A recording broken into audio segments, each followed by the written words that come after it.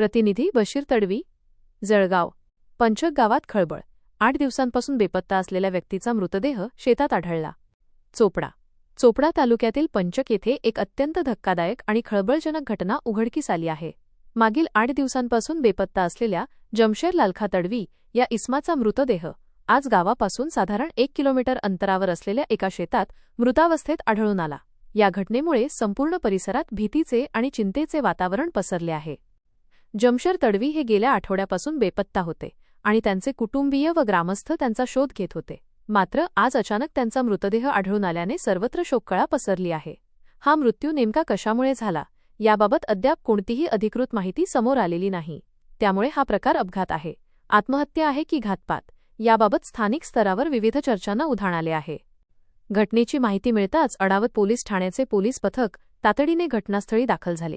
पोलिसांनी घटनेचा प्राथमिक पंचनामा करून मृतदेह उत्तरीय तपासणीसाठी रुग्णालयात पाठवला आहे. अडावत पोलीस ठाण्याच्या पोलीस निरीक्षकांच्या मार्गदर्शनाखाली या प्रकरणाचा सखोल तपास सुरू करण्यात आला आहे.